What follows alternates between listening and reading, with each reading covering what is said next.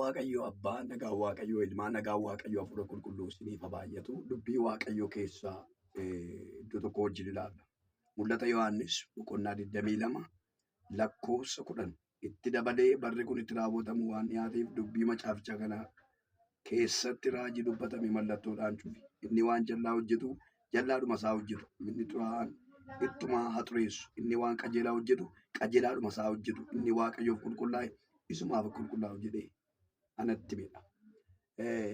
Yeroo Waaqayyoo waan jedhu dubbachuu barbaada. Yeroo Waaqayyoo dubbii Waaqayyoo kana keessatti jal'aa kan hojjetu jal'aa masaatti fufuu, gaarii kan hojjetu gaariidhuma hojjetu, waan qulqullaa'aa kan hojjetu waanuma qulqullaa'aa hojjetudha. Dubbii Waaqayyoo keessaa erga akkas jedhe Yohaannis dubbii isa dhumaa irratti kan Waaqayyoo akkas jedhe. Kanaaf waan tokko sitti dubbachuu barbaada. Nama Waaqayyoo kan na dhaggeeffattan fagoos dhiyoos teessanii gaarii yooti goote gaarii sii ta'a. Hamaa yoo goote hamaa sii ta'a. Sagalee Waaqayyoo namni waan facaafate haammataa'edha. Namni waan facaafate waan haammatuuf guyyaan har'aa guyyaa keeti. Kanaaf maal gochuu sirra jiraata? Gaarii gochuu. Dubbii Waaqayyoo keessatti Galaatiyaa boqonnaa 5 irratti waa'ee ija hafuuraatii fi ija foonii. Ija hafuuraa fi ija foonii jedha. Ija hafuuraadha. Garraamummaa, obsa, gaarummaadha. Ximooxiyoos keessatti caafamee jira. Maal jedha Phaawulos Ximooxiyoosiin barri itti namni barsiisa gaarii fudhachuu jibbu hin dhufaa'edha. Kanaaf waan tokko si dubbata. Har'a maal hojjechaa jirta?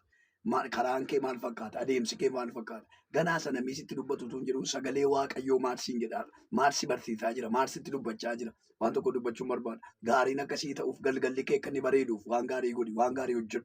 Dubbiin Waaqayyoo jireenya lubbuu keenyaati. Soora lubbuu keenyaati waan ta'eedhaaf gaarii yoo goote gaarii sii ta'a.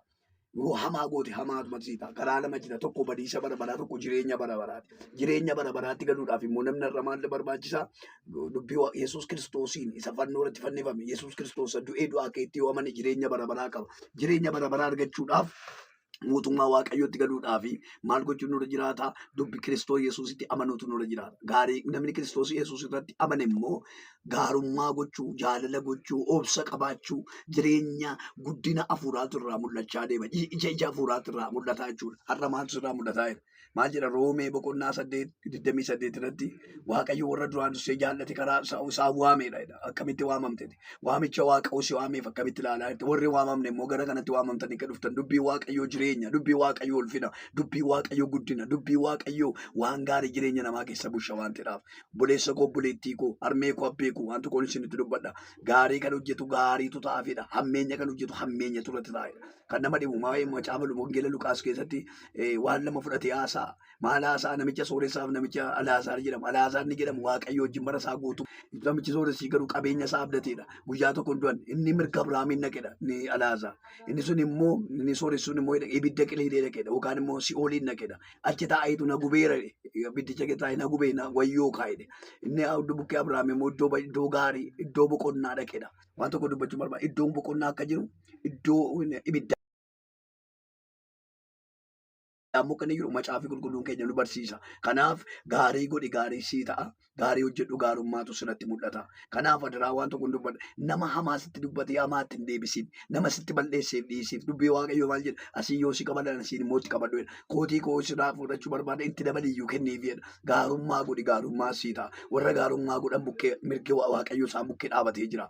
Akkasitti dhiyeen ta'u, akkasitti dukkanaa hin ta'u. Isa Waaqayyoo bane eenyuyyuu cufuu hin danda'u. Balbala Waaqayyoo bane nama hin cufu. Karaa Waaqayyoo saaqe eenyu nama dura godhuu hin danda'u. Haalelooyaa. Balbala Waaqayyoo bane karaa Waaqayyoo saaqe. Danqaaf danqaraa namarraa caccabsa Waaqayyo. Hidhaa namarraa hiika Waaqayyo. Sansalata namarraa cira Waaqayyo. Kan nama dhibu abdiin eegoofaa macaaf Daani'el boqonnaa 8 lakkoofsa 2 kaatanii gaafa laaltan gaafa isaan hidhanii ibidda keessa buusan ibiddi guyyaa sana maal godhe harkaaf miilarraa isa isaanii kanarraa cire. Kan nama dhibu Daani'eliin fudhanii gaafa afaan leencaa keessa buusan leencii boraatii ta'eefii bule nagaadhaan bushee iddoo gaarii bule of kalee bule waan tokko si dubban si balleessuudhaaf boolla keessa yoo si buusan gaarii godhi malee boolluma sana keessaa Waaqayyo si wajjin ta'ee si baasa. Ibidda keessa yoo si buusan Waaqoo si wajjin ta'u ati gaarii godhi malee ibidduma sana keessatti Waaqoo si wajjin ta'a. Maqaan Waaqayyoo eebbifamu. Gaarii goonee dhumi keenya akka bareeduuf hunduma keenya Waaqayyo nu haa gargaaru. Komentii godhaa, sheerii godhaa, barreeffamaa ameen jedhaa irratti walii galaa. Gaarii goonee dhumi keenya akka bareedu Waaqoo hunduma keenya nu haa gargaaru. Maqaa Abbaa Ilmaa Hafuura Qulqulluu sadan Waaqa tokkoon ameen eebbifamaa.